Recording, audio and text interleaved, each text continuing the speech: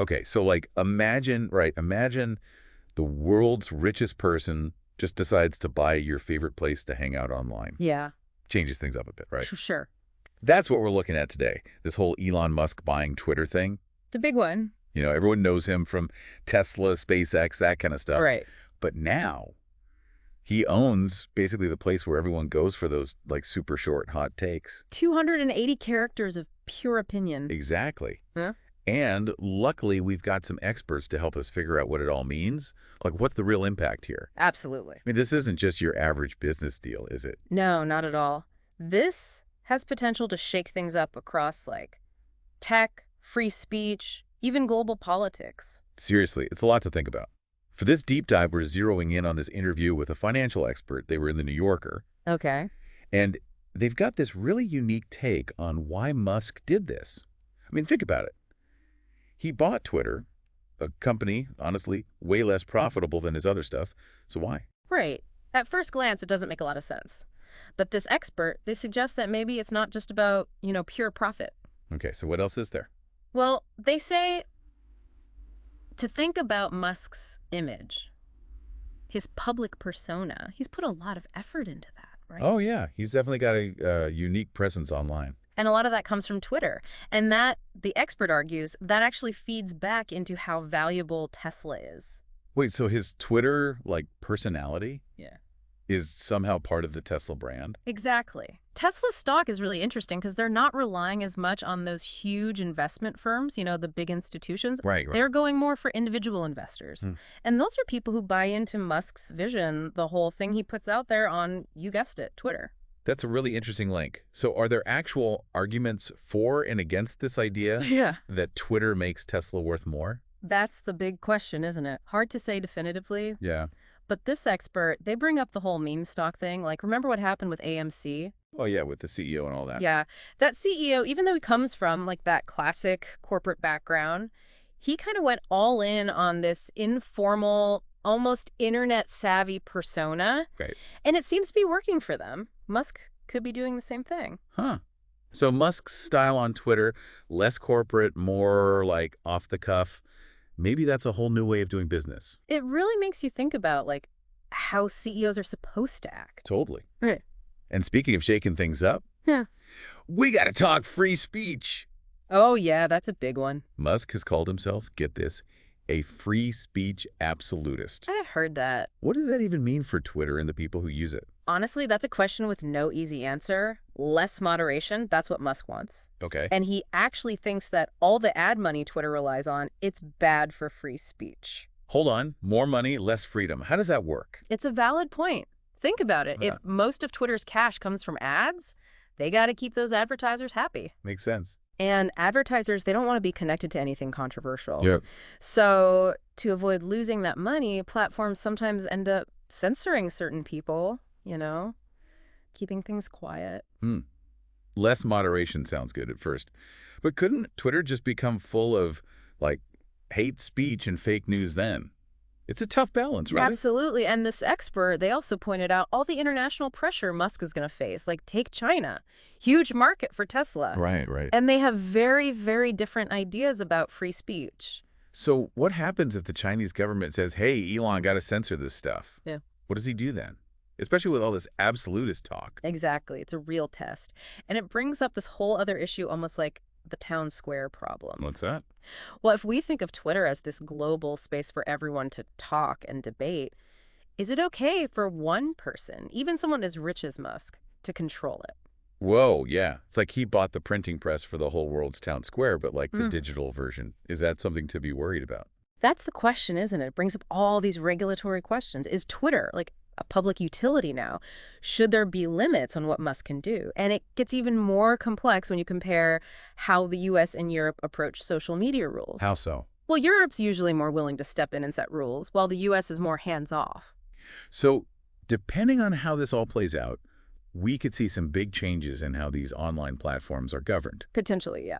Okay, but let's switch gears for a second. Twitter, for all its influence, is way less profitable than Facebook, Instagram, all those. Why is that? It comes down to how these platforms make their money. Twitter's ad model, it just isn't as strong.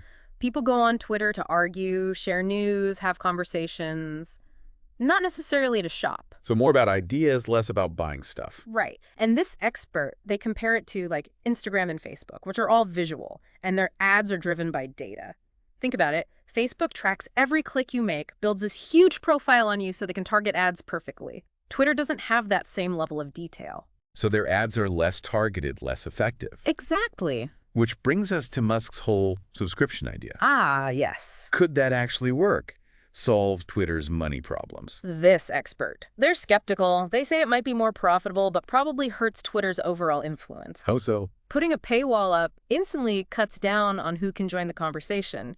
Becomes more of an exclusive club, right? Yeah. Which goes against the whole global town square idea that anyone can join in. Makes sense. Yeah. So subscriptions could actually backfire, make Twitter less relevant. It's a real possibility, and it just raises more questions about what Musk is actually trying to do. What are his goals here? Right. Is it profit, influence, something else entirely? It's a real puzzle. Oh, sure. It really is a puzzle. It's like, almost makes me think about, back in the day, controlling information, like the printing press and stuff. Oh, yeah? How powerful that was, just in the hands of a few people. Right. And it's kind of like a parallel to what we're seeing with social media now. Yeah, it's like history repeating itself, but like online. Exactly. And it really underlines why this whole Musk Twitter thing, it matters, It does. Before we go too deep into history, though, I do want to circle back to something you said earlier. Okay. About how Twitter hasn't been as good at, like, making money from its users compared to these other giants. Yeah. Like Facebook, Instagram, all those. Why is that? That's a key point from our New Yorker expert, for sure.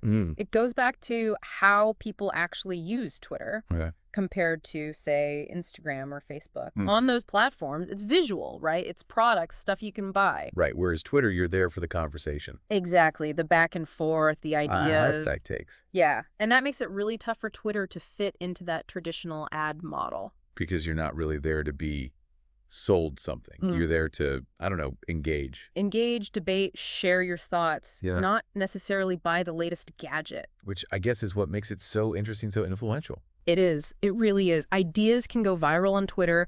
Movements start there. News breaks in real time. Totally. So powerful in shaping what everyone's talking about. Which is exactly why this takeover has caused so much debate, so much worry. Yeah. The big question is, can Musk make Twitter more profitable without, fundamentally changing it? Right, without messing with its DNA. Yeah, exactly. Without compromising what it is at its core. And that's where the subscription idea comes in. Right. Shifting away from ads, more toward user fees. Do you think it could work? Well, as we talked about before, that's got its own problems, right? Yeah. It could turn off a ton of users, Okay. make it feel exclusive, which kind of shrinks Twitter's whole reach. Right. Imagine if only people who pay can join the conversation. Is it still the global town square then? Good point.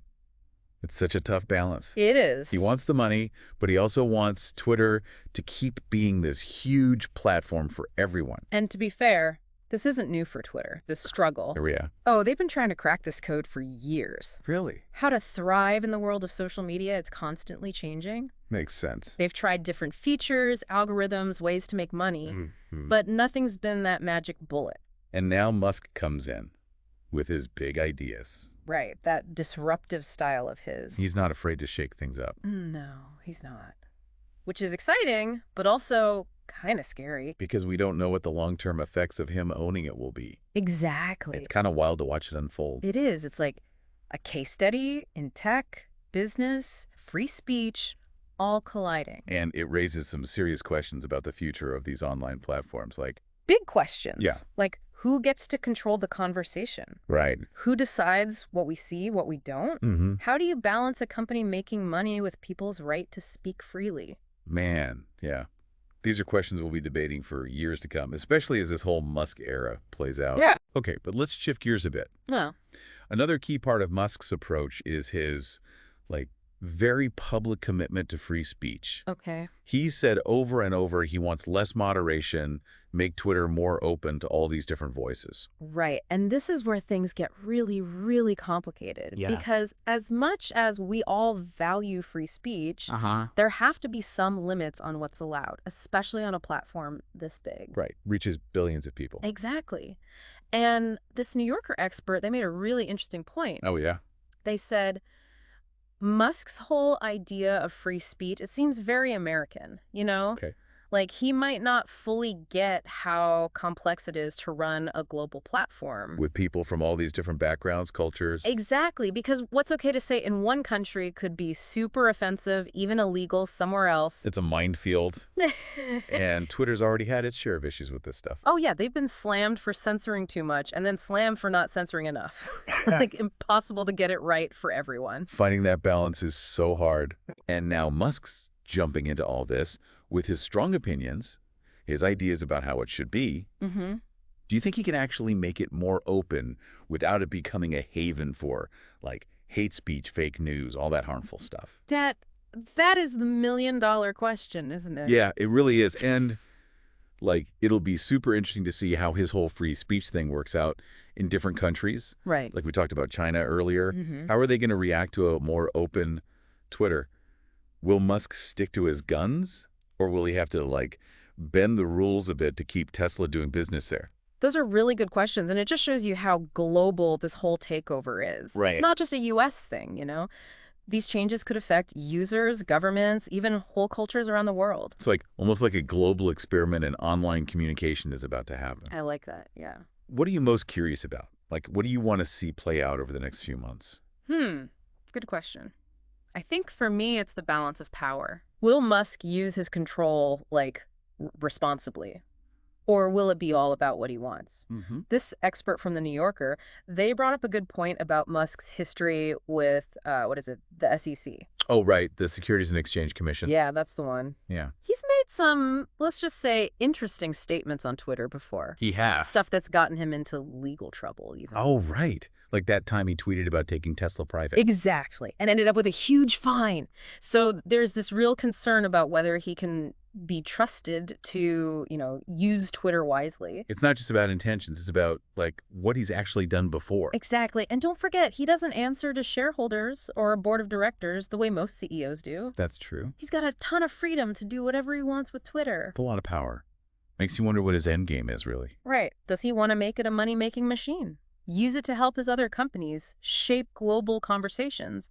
Or is it something totally different? It's hard to tell. He's mentioned subscriptions, less reliance on ads, but there's no real plan out there yet. So yeah, a lot of unknowns, a lot of uncertainty. But one thing's for sure, this is a huge turning point for Twitter. Definitely. And maybe for how we communicate online, period. It's a story that's still being written. I guess we'll have to wait and see what happens. Exactly. It's been fascinating, though, to really dive into this with you. Look at all these different sides. Totally agree. It's so important to have these conversations, think critically about how technology affects us, Especially as it keeps changing so fast and shaping the world around us. Couldn't have said it better myself. I think that's a great place to wrap things up. Thanks for joining us on this deep dive into Elon Musk and his Twitter takeover. My pleasure. Really enjoyed it. And to everyone listening, we'll be back next week with a whole new deep dive. Looking at a different topic, breaking down the key insights for you.